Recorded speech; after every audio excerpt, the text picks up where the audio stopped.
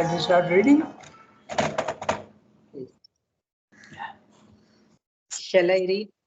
Yes. Our direct truth perceptions, on the other hand, come from that supermind, a will that knows and knowledge that affects, which creates universal order out of infinity. Its awakening into action brings down, says the Veda, the unrestricted downpour of the rain of heaven, the full flowing of the seven rivers from a superior sea of light and power and joy. It reveals Sachidananda, it reveals the truth behind the scattered and ill-combined suggestion of our mentality and makes each to fall into its place in the unity of truth behind. Thus, it can transform the half light of our minds into a certain totality of light. It reveals the will behind all the devious and imperfectly regulated striving of our mental will and emotional wishes and vital effort and makes each to fall into its place, the unity of the luminous will behind. Thus, it can transform the half obscure struggle of out life of our life and mind into a certain totality of ordered force. It reveals the delight for which each of our sensations and emotions is grouping and from which they fall back its movement of partiality, grasp satisfaction or of dissatisfaction, pain, grief, or indifference, and make each take its place in the unity of the universal delight behind. Thus, it can transform the conflict of our dualized emotions and sensations into a certain totality of serene yet profound and powerful love and delight. Moreover, revealing the universal action, it shows the truth of being out of which each of its movements arises and to which each progresses, the force of effectuations which each carries with it, and the delight of being for which and from which each is born, and it relates all to the universal being, consciousness, force, and delight of Sachidananda. Thus, at harmonious for all, thus it harmonious for us all the oppositions, divisions, contrarieties of existence and shows in them the one and the infinite. Uplifted into the supramental light, pain and pleasure and indifference begin to be converted into joy of the one self existence, delight, strength and weakness, success and failure into power of the one self effective force and will, truth and error, knowledge and ignorance into light of the one infinite self awareness and universal knowledge, increase of being and diminution of being, limitations and the overcoming of limitations into waves of the oneself realizing conscious existence. All our life, as well as all our essential being, is transformed into the possession of Sachidananda. Okay, so this is his description of the supermind very clearly. Okay, so he is saying what happens in the supermind very clearly. He is explaining to you one by one. Okay, we'll go through each one, and you experience Sat, Chit, Shakti, Ananda all separately one by one. He is listing. Okay, so our direct truth perception. Now the word direct, what does it mean? It means there is nothing in between your consciousness and what you want to know. Okay? Normally at our level, it is indirect perception. Why? Because the senses are coming in between our understanding and the thing which we want to understand. No? The object and the subject. We are the subject and we want to understand the object. How can we do that at our level? We have to use our senses. So there is something in between the object and the subject. But at the supramental level, there are no instruments of knowledge. There is direct. Your consciousness itself directly understands the object, what you want to know. The subject understands the object. How is that possible? Because you become one. Okay, that's what is meant by direct. Okay. its implication is exactly that. There is total identification with what you want to know. So this is the power of identification becomes complete at the supramental level. Does the power of identification exist at the lower levels also? Yes, it does, but partially. You will not be able to all the time be in that consciousness of identity. But even when you are at the, if you have gone out of your body, mind, life, and you are in the spiritual planes of consciousness, you can have identity. I can understand other people's thoughts. I can see their emotions. It's possible. Okay, very much possible, because you can have the cosmic consciousness. And yet there also, in the spiritual planes of consciousness, there are senses. Okay, you are using your subtle senses, but in the supramental, no gross senses, no subtle senses. Direct identification with what you want to know. Okay, so that's the meaning of the word direct. Direct truth perceptions, on the other hand, come from that supermind, a will that knows and a knowledge that affects. Now, interesting, note that he is telling you in this phrase that the will is knowledge, because the will knows and the knowledge affects. In other words, Shakti and Chit are both together and they imply each other. Not so at our level, okay? At our level, I may want to do yoga, okay? But I am unable to do because I don't have the knowledge. And if I have the theoretical knowledge, I may not have the will. But in the supermind, they imply each other. Knowledge automatically means will, and will also automatically means knowledge. Okay, and that's interesting because I refer you to what Mother says about the descent of the supermind. You remember, she says the day that she pulled down the supermind, she broke the golden door of the Isha Upanishad, Hiranyam Maya Patra. Okay, she broke that with a hammer which was as large as the universe. She herself was as large as the universe, and with that hammer, golden hammer, she broke the golden the covering, and the light started coming down. But what did she say? She said, I knew and willed at the same time. So, and that she is at that level, just opening the supermind. So you can do that when will and knowledge become one. Chit Shakti become one. Okay, as it comes down, they separate. So our direct truth perception, on the other hand, come from that supermind, a will that knows and a knowledge that affects. Effect means power, and it's got the power to put into practical result what the knowledge knows, which creates universal order out of infinity. Okay, infinity is there is no question of order because it is one and infinite. It is potentially, it holds everything, but in the supermind, it creates order out of infinity. Okay, it creates not haphazard forms which are irrational and pell-mell. It is not pell-mell. There is a clear logic of what you are producing. There is a sequence to things. Okay, it's interesting because we don't think of it that way, but everything that we do, it requires a sequence. No? You have to do first thing something, then you have to do something else, then you have to do something else. We don't think of it that way, but a sequence is absolutely essential. Okay, when you want to have a work that is absolutely effective, you need a sequence. You have to do number 1, number 2, number 3, number 4. So this is what the supermind does, and our doing that in sequence is exactly coming from the supermind. It's a power. There are many people who don't know this sequence is important.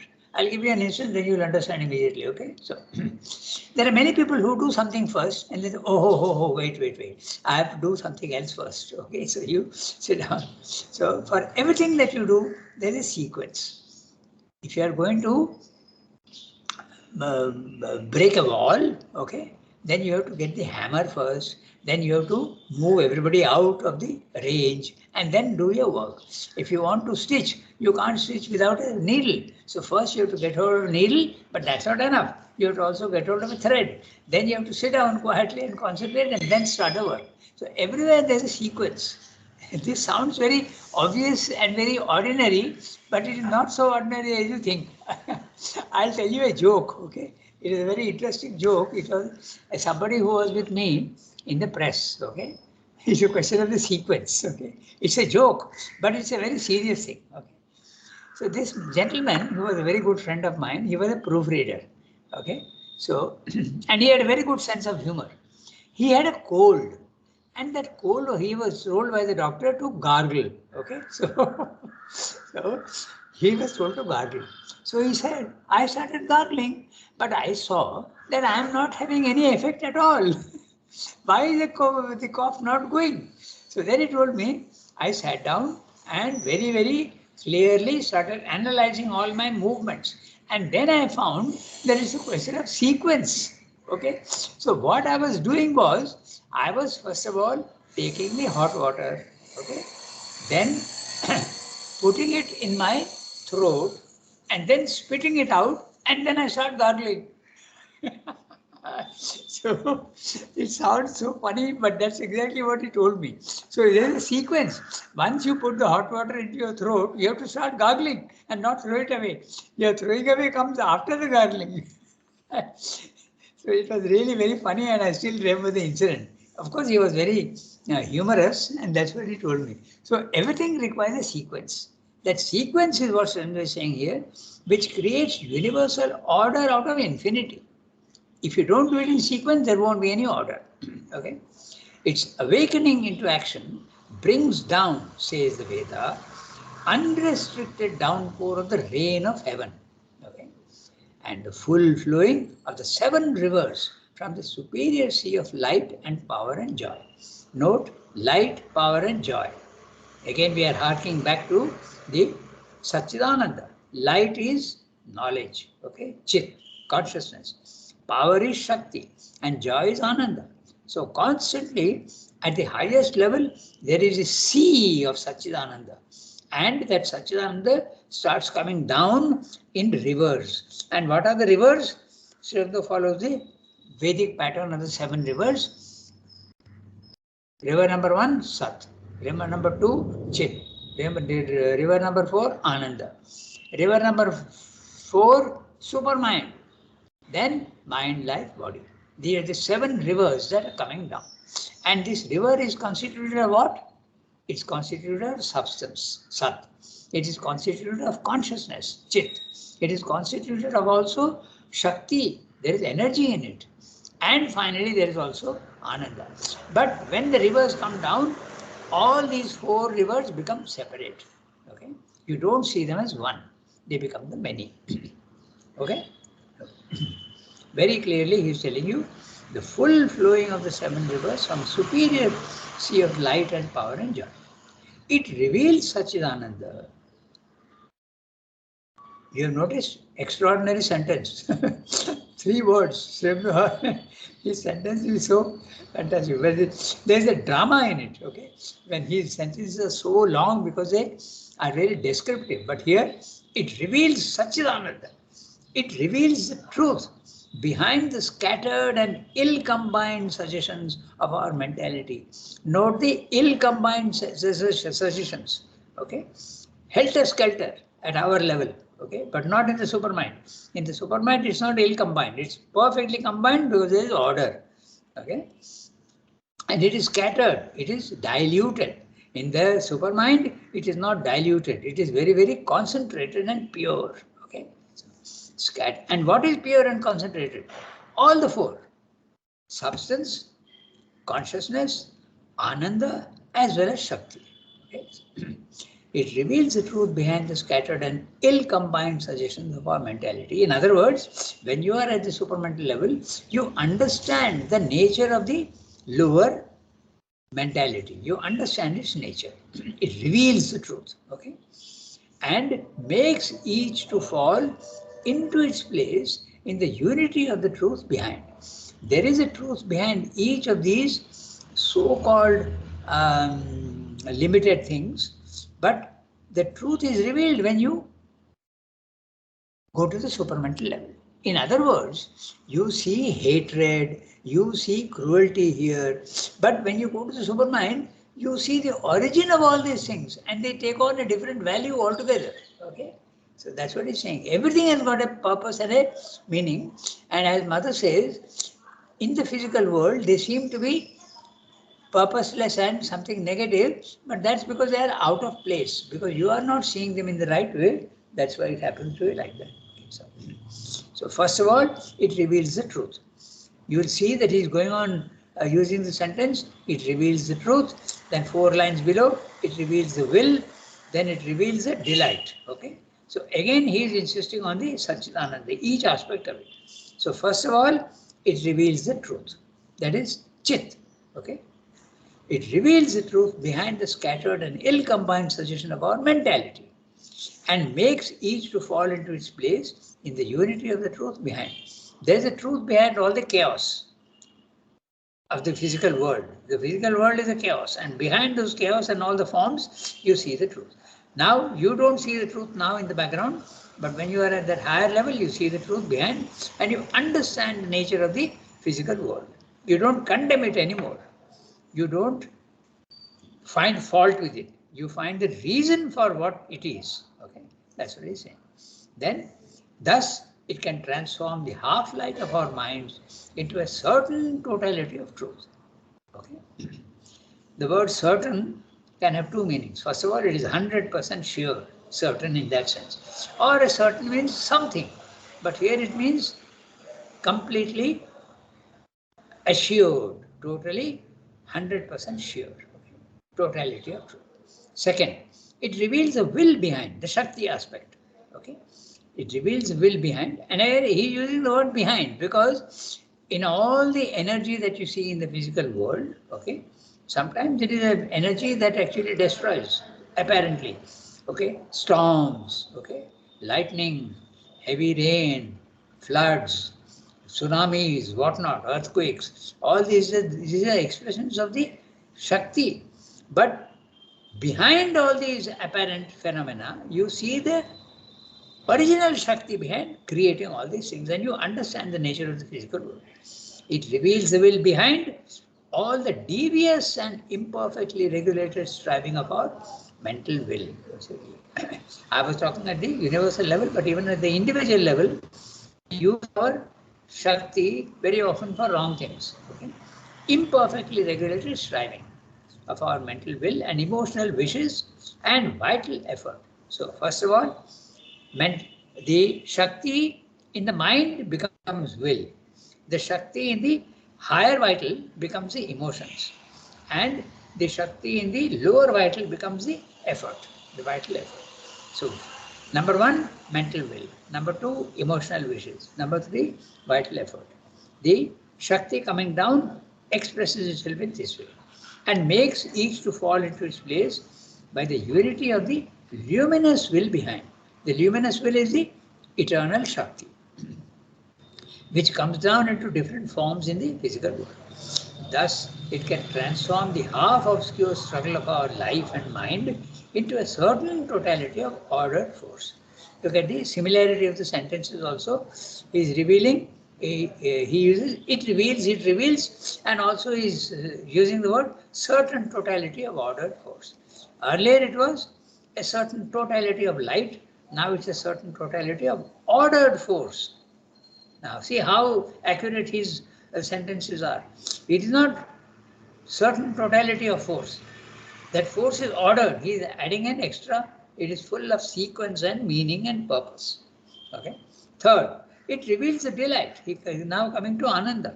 It reveals the delight for which each of our sensations and emotions is groping, and from which they fall back in movements of partially grasped satisfaction or of dissatisfaction, pain, grief, or indifference, and makes each take its place in the unity of the universal delight behind. Again, he is using the word behind. Behind all our pleasures and pains, there is a universal delight behind. You don't see it in the physical world, but when you are in the higher planes of consciousness, you see from where this pain, pleasure and indifference are coming. They are coming from the universal delight, because when it descends, the one universal delight becomes the many. Okay, and so it becomes like the the prism that breaks up the white light into 7 colors. So when it comes down, there is multiplicity. So that ananda becomes pain, pleasure and indifference in different grades, that also. Okay. In each sentence he is using the word behind. Okay, note how accurate he is. Okay. Thus, it can transform the conflict about dualized emotions. To each of our emotions, there is an equal and opposite emotion. If we have love, there is also hatred in men. If there is attraction, there is also repulsion. Okay? If there is sin, there is also virtue. So dualized. All emotions in the physical world, sensations also. Sensations can be pleasant and unpleasant. But all these dualized emotion sensations, they are transformed rather, into a certain totality of serene, yet profound and powerful love and delight. Okay, so again the construction of sentence is same. It's like he is hammering the point home. Okay, certain totality of the word certain totality he has repeated 3 times. He has also repeated reveals. Okay, so it's like a such clear expression of what he wants to say. So, dualized emotions and into a certain totality of serene. Serene, calm, quiet, happy, okay, high, noble, yet profound and powerful love and delight. Moreover, revealing the universal action, it shows the truth of being, out of which each of its movements arises and to which each progresses, the force of effectuation which each carries with it, and the delight of being for which and from which each is born, and it relates all to the universal being, consciousness, force and delight of Satchidananda. So everything in the physical world, you can relate it to the higher. It is not something haphazard and without meaning. Many people find the physical world meaningless. Okay? Existence has no meaning. I come into birth and die. Okay, that's existentialist theory. There is no purpose to life. But no, when you are in the higher levels of consciousness, you see that there is a very good meaning. Okay, and you are seeing from where your mentality is coming, from where your will is coming, and we are also seeing where your even body is coming from. Okay? Everything is meaningful and you are linking the higher to the lower. Okay? This is possible when you go to the supramental level. As Sriyando says, marrying the soil to the sky. Okay? So that's what you can do when you go to the supramental level. To a certain extent, it can be done even in the spiritual planes of consciousness, but not fully. Okay, so that's why he's using the word total every time. Certain and total. So when you go to the Supermind, thus it harmonizes for us all the oppositions, divisions, contrarieties. Okay? Contrarieties, the oppositions that we have of existence, and shows us in them the one and the infinite. So when you are in that supramental light, you see the contrarieties are actually only one. There is no difference. Okay?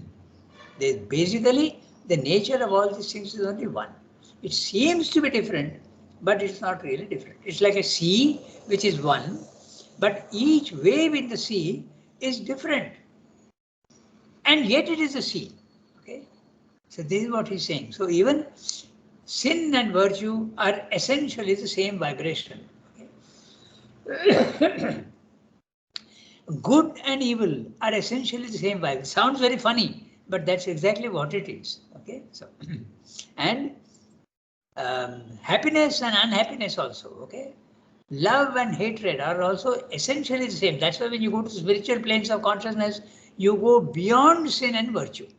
You go beyond the lower formulations of pain and pleasure. That's what he's saying. To be able to explain this, I have an idea and I will try to put it to you. But if you are a science student, then you will understand what I'm saying. Okay? So, look, white light. What am I going to say? I'm going to explain to you how the dualities are actually the same. Okay? Light and darkness are really the same, essentially. Essentially, the outer form is different. Hatred and love are same. So how to understand this? Okay, so this is what we are going to say. Take white light. Okay, now this white light actually is got 7 colors. I'm only saying 7. There are any number of colors now.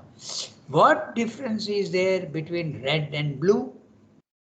The difference is the vibrational frequency. Okay, if you're a science student, you'll understand what I'm saying. Okay, see, the vibrational frequency, suppose let me say 50 times that vibration is going up and down in 1 second. Okay, that's 50, it's called hertz, Hertz. That's the measure of the intensity of the vibration. So suppose the vibration is vibrating at 50 times in a second, you call it red. Okay, when redness comes, it is vibrating at 50 times per second. Now, it is moving from 1 centimeter. Okay, in 1 centimeter it is going up and down. If you see what I'm saying, in 1 centimeter it is going up and down 50 times. You get red.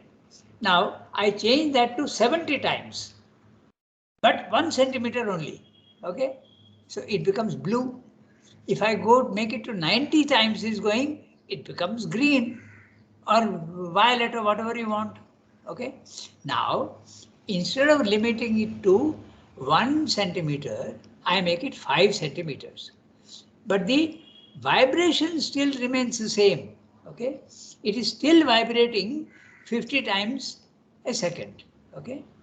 But I increase that to not 1 centimeter but 5 centimeters. It seems to be different, but yet essentially its character is only 50 megahertz per second. I wonder if you understood what I'm saying. So essentially, love and hatred are really the same, but they seem to be different because the amplitude is changing. Okay, think about it. Okay, Rangada, yes. the example was beautiful. Pardon? I mean, like the example was really beautiful. I mean, nothing could make it so clear. I got an idea. Yeah, so essentially it is the Hats same. off to you, Rangada, really, to your examples. Really. I thought it's a good explanation actually. Essentially, it is all of them are vibrating only at 50 megahertz, but the amplitude is different. Instead of 1 centimeter, is going to 5 centimeters. The character changes. Love becomes hate. Okay, the vibration of love becomes hate. Okay, but it is really essentially the same. So this is what the dualities are. So what Sylvia is saying is all our dualities, okay, so they are really essentially the same. And when you go to the superior planes of consciousness, you start seeing the oneness of things. Love and hate are not opposites. They are essentially same. You have to go beyond them. And when you go beyond them, everything becomes only Ananda and love. There is no more hate. Okay. Pain and pleasure also become the same. Okay. Exactly the same. Sin and virtue also are the same. That is the reason why when a spiritual person is at a level of consciousness which is far superior to ours, they don't consider sin at all important. Okay, it sounds very funny, but at our level we have to consider sin and virtue, but not at the spiritual level. Okay, because they see that the reality is far superior to sin and virtue. Okay. So this is what Shiva is saying here, and behind all these dualities, he has used the word behind for each one. So behind each one, okay, there is the Ananda, there is the consciousness, and there is the Shakti behind. And when it comes into the front, it becomes all these different. Which is one calm and quiet in the depths, But on the surface, all the waves are different. One wave is short, one wave is big, one wave is long, one wave is short. So these are all the things, but they are essentially all the sea only. That's what you see. Okay. Gangadhar, Yes. Tell me. this all vibrations and everything on the physical level only. That's why we feel that love and hatred, good and bad, sin and virtue, everything, because they are on the physical level. Okay. But no, on the higher plane, there is no such a vibration, so they don't feel like that, no, because they are above all this very low key of vibrations. Okay. So let me slightly correct your impression. Okay. At the highest level, there is no vibration. In other words, in the ether, there is no vibration. It is immutable. But the moment it starts coming down, the vibrations start. Okay. And at the lower level, the vibrations are all the possible vibrations are there at the lower level. But don't think that there is no vibration in the overmind, because without vibration, you cannot have creation and forms. Okay. Yeah, so this you have to understand that at the overmind level, all the vibrations start. Okay, but the vibrations are not that it engulfs you Pure. entirely and you. Yeah. Okay, tell me. No, means they are vibrations in a pure form. Um, okay. Whatever You tend as to you see the things very clearly instead of lower nature of love, hate, desire, this, that. Yeah. So that's what Shiv is saying now. Okay. So we come back to our text. So we have got 15 minutes. So what he's saying is, when you are in the normal consciousness of the mind, you see dualities, you see oppositions, and you are confused, and you want to change all those things. But when you rise in consciousness, you start seeing the justification for all the pain and the pleasure, because otherwise you don't find any justification. Why has God created pain? This is a problem that will bother you. But He has not created pain and pleasure. He has only created the vibration which is common to both. Okay, you are seeing it in a different way because your instrumentation of knowledge is not sufficiently developed and not sufficiently pure. Okay, I'm reading the last bit. Thus, it harmonizes for us all the oppositions, divisions, contrarieties of existence and shows us in them the one and the infinite, uplifted into the supermental light, pain and pleasure and indifference, to be converted into joy of the one self-existent delight, strength, weakness, success and failure into powers of the one self-effective force and will, truth and error, knowledge and ignorance. Uh, uh, there is a turn and change. Okay, there is a you have to repeat the word for understand this sentence. Knowledge and ignorance into light of the infinite self-awareness and universal knowledge, increase of being and diminution of being, limitation and the overcoming of limitation are transfigured into waves of the one self-realizing cosmic conscious existence. All our life, as well as all our essential being, is found in the position. Now, life, the lower existence, as well our essential being. Which is the essential being? The soul and the self. The soul and the self. The soul, better to use the word psychic being, that's the essential self. And the life is our body, mind, life. All that gets transformed into the possession of Satchidananda. So he is saying, using the word possession of Satchidananda. In other words, Satchidananda possesses your body, mind, life, and you also possess Satchidananda. Okay? When you possess something, you have the power over it. So all the powers of Satchidananda, you can wield them. And that's what Sridhar was doing when he was in the higher levels of consciousness. He was interfering in all world history, the movements of history he was interfering. Interfering is a very negative word, but he was changing the course of history. Okay. He has himself said how he brought about the modern democracy and modern ideas in Turkey. Okay, and he used the instrument of Kemal Atatürk Pasha. He was the one who made Turkey. Turkey was a Pakka, the Khalif was in charge, and they call it a Khilafat. So here is encouraging the change over from the Khilafat sort of government to a modern democracy.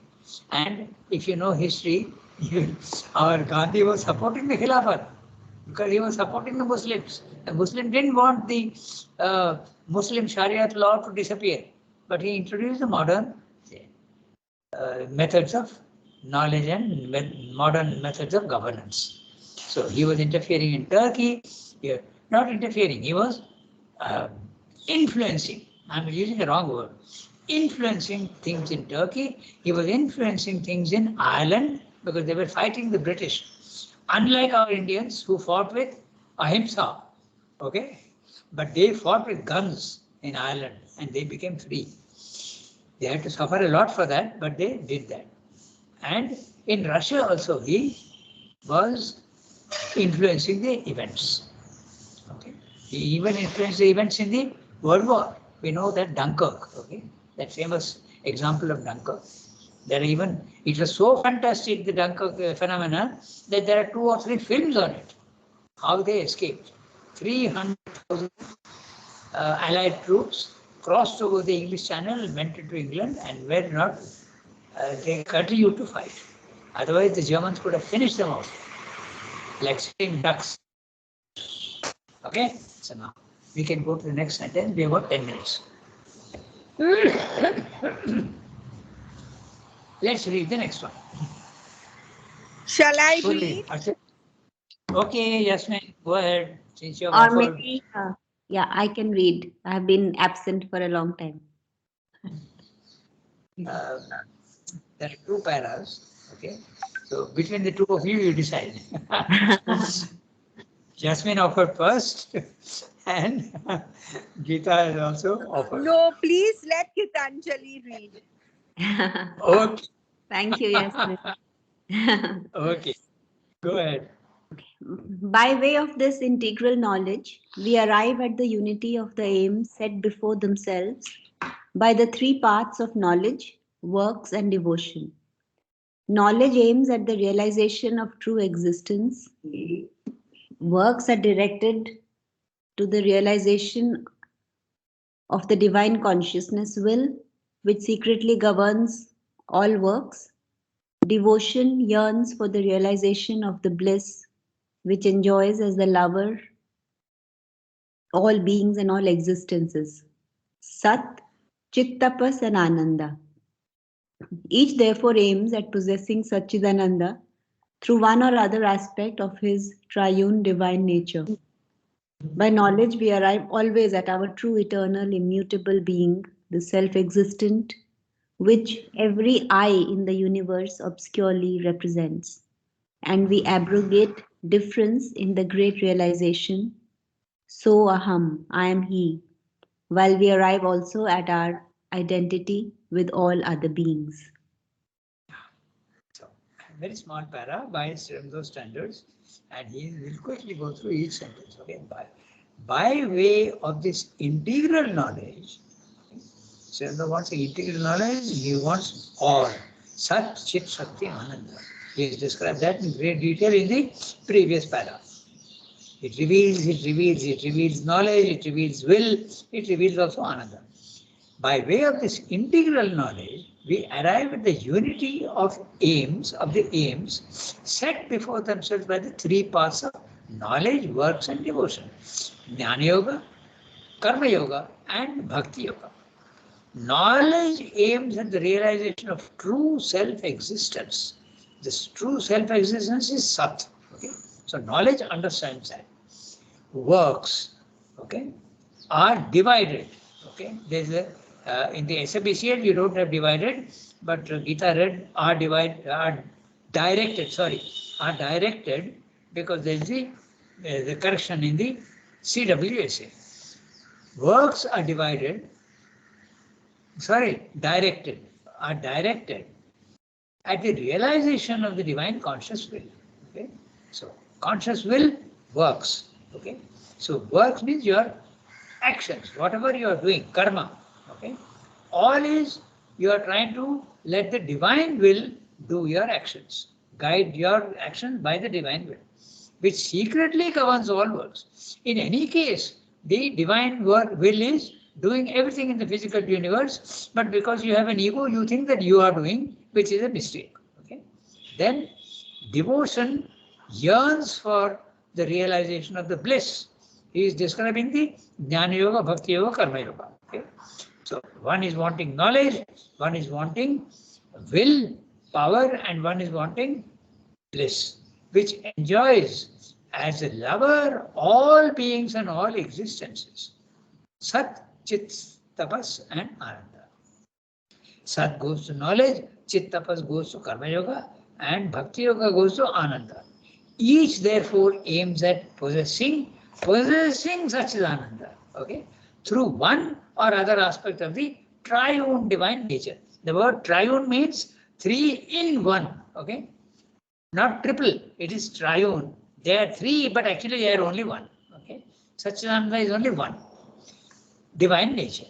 By knowledge, we arrive always at our true, eternal, immutable being. That's a self.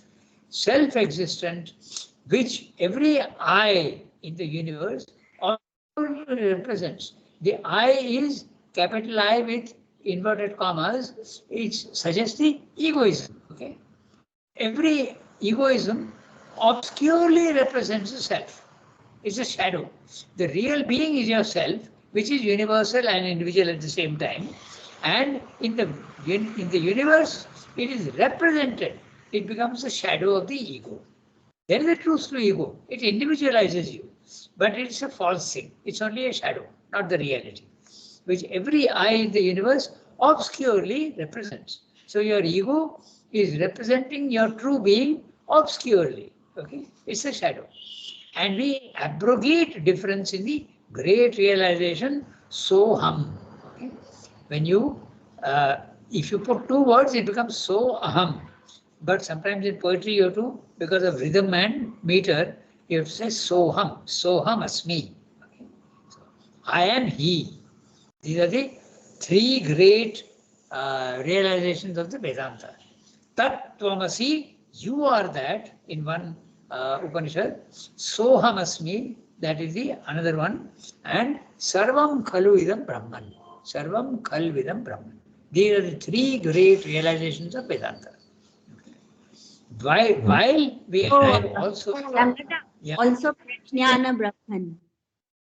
Pardon? Also Prajnana Brahman.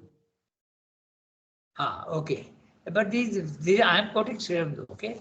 These three are the great Vedantic truths, what Sri Aurobindo says. Of course, there are so many other things also. I am he, while we arrive also at our identity with all other beings. Not only we realize our own being, but also we become one with everybody else. So, what's the time? 8:32. We've got 3 minutes. Can we quickly read the next one, Yasmin? It's a very small para. Read it. Are you there on the line? Yeah, you are. Yes, I am. Okay. But at the same time, the integral knowledge gives us the awareness of that infinite existence as the conscious force which creates and governs the worlds and manifests itself in their work. It reveals the self-existence in his universal conscious will as the Lord, the Ishvara. It enables us to unite our will with his, to realize his will in the energies of all existences, and to perceive the fulfillment of these energies of others as part of our own universal self-fulfillment. Thus, it removes the reality of strife and division and opposition and leaves only their appearances.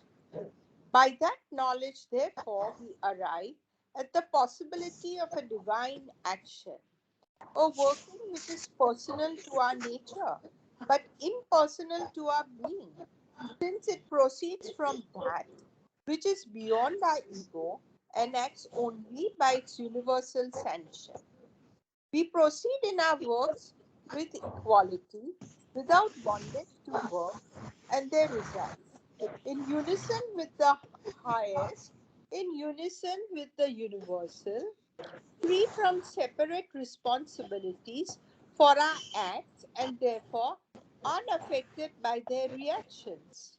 This which we have seen to be the fulfillment of the path of works becomes thus an annexee and result, an annexee and result of the path of knowledge. Okay. So he is explaining here how the integral knowledge gives you a what the three other knowledge, the three other paths are giving you separate experience of the universe, of the divine. You get the all the aspects of it in the integral path. That's what he's saying. So we'll stop here today because 8:35. Okay, and we will finish the chapter next time, oneness, and then we'll go on to next one. This is on Friday. On Tuesday, it is something else. Soul and nature. Okay, that's the next chapter. The soul and nature. So we will stop here today. We'll discuss this. I have a small question. This is the understanding of how what happens. Is there any prescribed process of what one does every day, every moment to realize this oneness? There are so many ways, huh? Each one gives you one aspect of it. There are so many ways, but Swamdha is saying the integral way is the best. I didn't understand exactly all yoga is an effort. That's a process, and there are so many processes. So what exactly are you asking? Okay, if you want to understand the oneness of things, you have to do yoga, and yoga is the process. It depends on which process you are selecting. There are so many processes available to you. Gita, and didn't exactly get your the import of your question.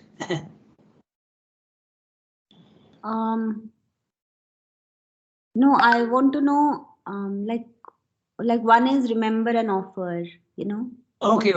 That's the integral part. One is in practicing equanimity. Yes. These And are so many. Yes.